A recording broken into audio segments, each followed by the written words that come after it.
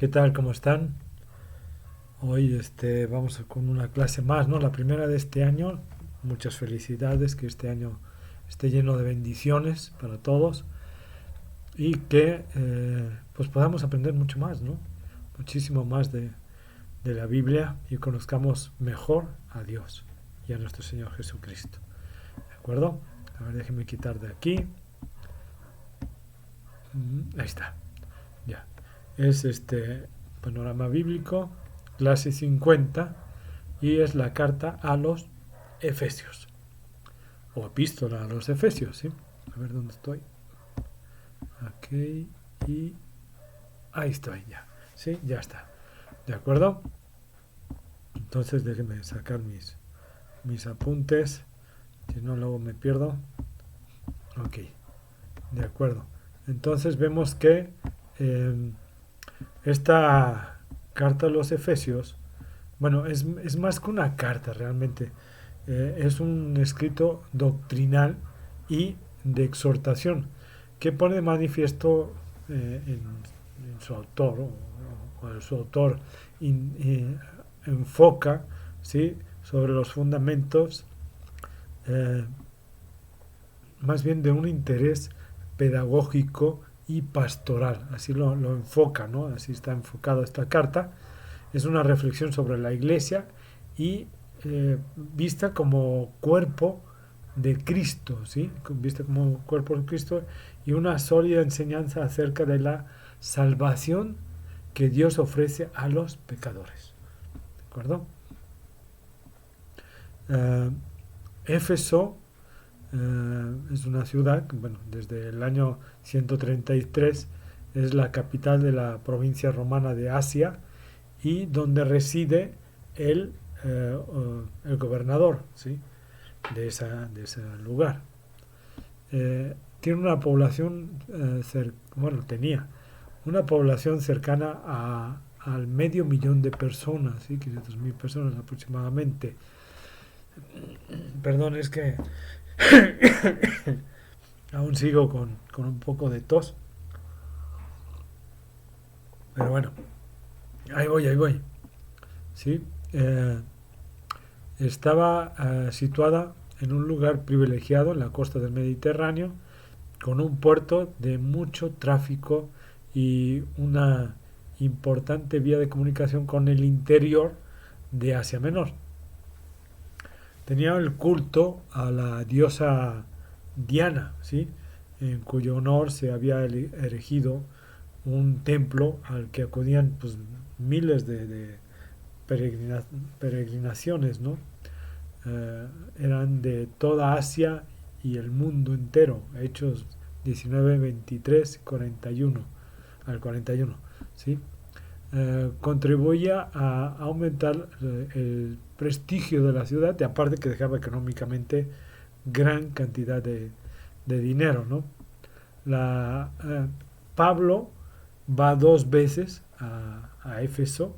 La primera fue breve, realmente, lo vemos en Hechos 18, versículo del 19 al 21, y la segunda vez ya fue más prolongado, fue por 3 años, Hechos 19, del 1 al capítulo 20, 1 y 31, en cuyo periodo pues vemos la importancia, ¿no?, de que tenía esta obra misionera para esa zona, ¿no? Realmente era muy, muy importante, ¿no? El autor, bueno, pues sigue siendo Pablo, ¿sí? Vemos que, recordemos que es oriundo, ¿no?, de Sicilia y fue ciudadano romano por nacimiento. Su familia era de la tribu de Benjamín y fue educado como fariseo. Estudió con Gamaliel, ¿sí?, y era muy culto, dominaba varios idiomas y conocía las literaturas hebreas y griegas. ¿De acuerdo? Saulo, su nombre en lengua hebrea era ese, fue un gran perseguidor de la iglesia.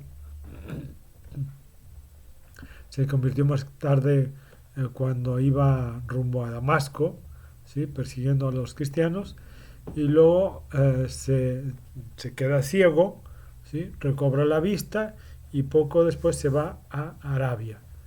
Fue el gran misionario del Nuevo Testamento. En territorio gentil empleaba su nombre romano, Pablo, ¿sí? Perdón. Ay, ¿sí? Y bueno, eh, padeció gran cantidad de persecución él también, ¿sí? Estuvo en la cárcel, lapidaron, lo apedrearon, para que me entiendan, ¿sí? Le dieron de latigazos, pero nada detuvo su ministerio de predicación. También curaba con la oración y edificaba iglesias y enseñaba las escrituras, ¿no? Fue encarcelado por largos periodos en Roma entre el 60 y el 68 después de Cristo. Es autor de la mayoría de las epístolas del Nuevo Testamento. Se ha dicho que Pablo es el más poderoso, es la más poderosa personalidad en el Nuevo Testamento. Hay una antigua descripción tradicional de Pablo que lo presenta como hombre de pequeña estatura, cejijunto, ¿sí? De nariz larga, calvo, de piernas arqueadas, fornido y lleno de bondad. Pablo escribió esta carta a los Efesios en Roma, estando en la cárcel en el año 60 al 63 después de Cristo, ¿sí? Esta carta no fue enviada a la iglesia exclusiva de Éfeso, sino que fue una carta circular, ¿no? O sea, que circuló dentro de todas las iglesias, ¿sí? Algunos manuscritos antiguos omiten la palabra en Éfeso, ¿sí? Y no hay en el libro referencias a la ciudad a la iglesia de Éfeso, ni saludos personales a gente de allá de Éfeso, aunque había pasado bastante tiempo en dicha ciudad. Esa carta pasó mucho tiempo ahí, luego incluso las transcribieron y de ahí se fue repartiendo. Pablo deseaba que todos los que anhelaban una madurez a semejanza de Cristo recibieran este escrito. El libro de Éfeso, como así le llaman también, describe la disciplina necesaria para convertirse en verdaderos hijos de Dios. Pero por otra parte, pues es un estudio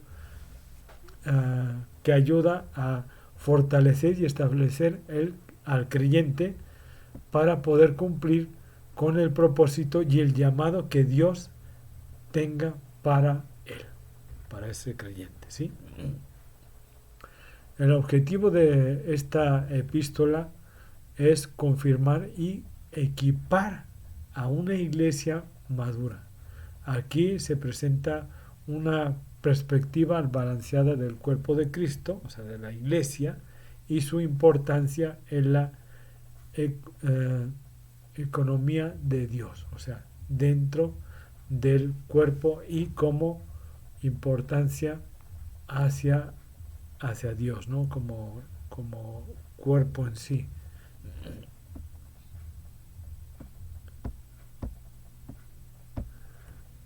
La doctrina ocupa una gran parte de este libro, como ya les dije, y la mitad de la enseñanza en esta epístola describe nuestra posición en Cristo. Y el recordatorio de ello afecta nuestra condición, o sea, el recordarlo continuamente nos permite estar más en Cristo. Con mucha frecuencia aquellos que enseñan este libro pasan por alto todas las instrucciones fundamentales y van directamente al capítulo final. Este es el capítulo en el que se enfatiza la guerra y la lucha de los santos, ¿sí? Sin embargo, para beneficiarse totalmente del contenido de esta epístola, uno debe comenzar por las enseñanzas iniciales que da Pablo en esta carta. ¿Sí? Perdón. Primero, como seguidores de Cristo, debemos entender plenamente quién declara Dios que somos. ¿Sí?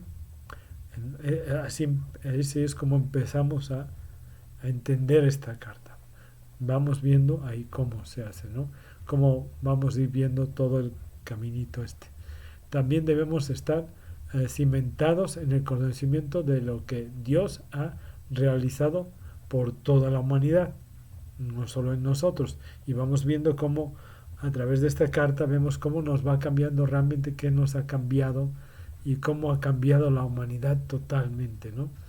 Enseguida debemos ejercitar y fortalecer nuestra existencia y caminar actual. Perdón.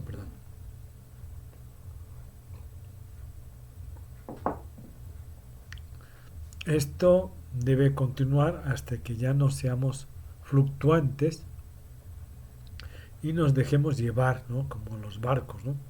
De aquí para allá, como por cualquier viento de doctrinas, ¿no? O por sutilezas de hombres, de cosas que nos hablan, que nos dicen, que nos platican y cosas así. Y no, debemos de estar bien cimentados, ¿no? Sabemos que existen muchísimos escritos llamados apócrifos, los cuales podemos llegar a leer si queremos, pero debemos de entender por qué son apócrifos, ¿no? Porque muchos van en contra de Cristo y otros dicen cosas que realmente, o sea, nada que ver con lo que Él era, ¿no? O lo que vino a mostrar que Cristo era, ¿no? Entonces, muchas veces debemos de centrarnos para evitar caer en todos estos escritos que realmente muchos, incluso algunos, son historia y no están inspirados por Dios, ¿sí? Debemos de entender eso. No están inspirados por Dios. Enseguida se da uno cuenta cuando un libro es inspirado y cuando no es inspirado. ¿De acuerdo? Bueno, sigamos. La escritura de Pablo se divide en tres segmentos principales. Uno, en los capítulos del 1 al 3 introduce los principios con respecto a lo que Dios ha hecho. 2. En los capítulos 4 a 5 expone 4 principios respecto a nuestra presente existencia. Y 3. El capítulo 6 presenta los principios concernientes a nuestra lucha diaria. ¿Sí? Ahí estamos. Ahí está, ¿no? Lo que decía del capítulo 3, ahí está anotado ya. Ya está presentado, ¿no? Y el enlace principal, vemos el enlace principal de Efesios con el Antiguo Testamento, ¿sí? Está en el sorprendente concepto de la iglesia, o sea que para los judíos realmente, como el cuerpo de Cristo, o sea, no tenían ese concepto, ¿de acuerdo? Efesios, eso lo podemos ver en Efesios 5:32. Perdón. Este asombroso misterio, ¿sí? De la iglesia, que no fue revelado en el Antiguo Testamento, ¿sí? Es que los gentiles son herederos juntamente con Israel, todos unidos como miembros de un cuerpo y que juntamente comparten la promesa de Jesucristo. Efesios 3:6. Debemos de entender que Israel no ha sido hecho a un lado, no. Estamos injertados en Dios, ¿sí? Tanto ellos como nosotros formamos parte de el pueblo de Dios, ¿de acuerdo? Ellos es el pueblo elegido, ¿sí? Y nosotros somos la iglesia o cuerpo de Cristo, ¿de acuerdo? Este es un misterio totalmente desconocido de los santos del Antiguo Testamento. Efesios 3, perdón. Ay, perdón, es que luego esta tos no me deja. Pero bueno, déjame tomar un poquito más.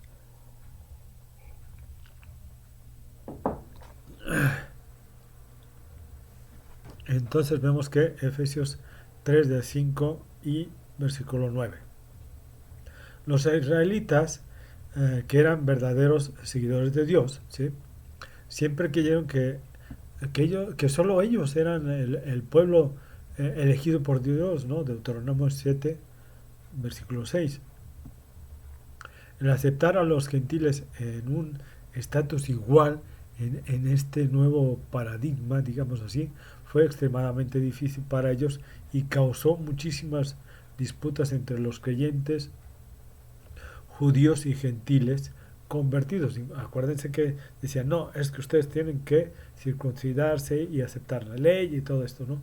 Entonces era una pelea muy fuerte, ¿no? Que hasta Hechos 15, en el concilio de Jerusalén, es cuando ya se establecen todas las pautas que debían de seguir los gentiles, ¿sí?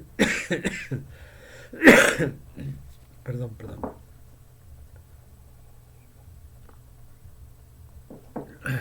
Ay, Dios. Pero bueno, Pablo también habla del ministerio de la iglesia como la novia de Cristo, ¿sí? Un concepto nunca antes escuchado en el Antiguo Testamento, realmente. ¿Sí?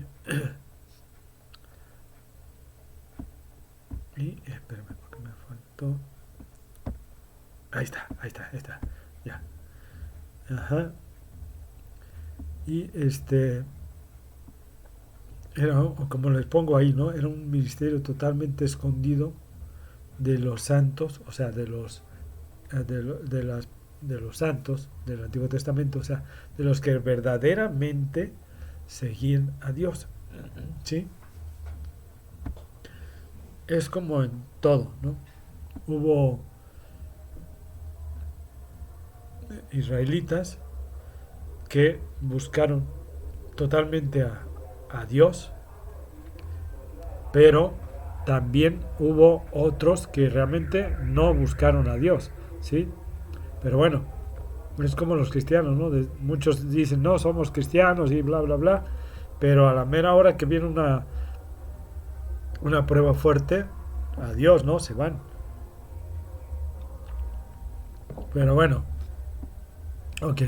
Tal vez más que en ningún otro libro de la Biblia, el libro de los Efesios enfatiza la conexión entre la santa doctrina y la práctica correcta de la vida cristiana, ¿no? Que es lo que les estaba diciendo.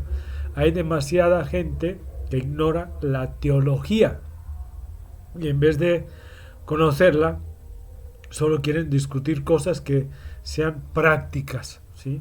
O sea, y, en Efesios, en este libro de Efesios, Pablo argumenta que la teología es práctica, o sea, es poner el amor de Dios en práctica a fin de vivir en la práctica la voluntad de Dios para nuestras vidas. Debemos entender primeramente quiénes somos doctrinalmente en Cristo para poder mostrarlo a los demás, ¿sí? Entonces, nuestro propio forma de actuar y, nos va a mostrar ante los demás como verdaderos cristianos. Entonces debemos de entender que necesitamos conocer perfectamente la doctrina, ¿sí? Para poder también cualquier pregunta, cualquier situación que vivamos, nosotros podemos aplicar esto y salir adelante. Y para las personas que no son doctas en esto, poderles enseñar acerca de Dios. A fin y al cabo, esta doctrina lo único que va a hacer es que nos acerquemos más a Dios, que seamos más como Dios. Bueno, no como Dios, como Cristo, ¿no? Nuestro Señor Jesucristo. Recordemos que Cristo, que es esencia de Dios, es Dios mismo, ¿sí? Entonces seríamos más aceptos o más cercanos a nuestro Señor Jesucristo a través de aprender la doctrina, a través de aprender todo esto, nos acerca más a Dios, ¿sí? Bueno, hasta aquí llegamos. Que Dios los bendiga, cuídense mucho y nos vemos la próxima semana. Hasta luego, hermanos.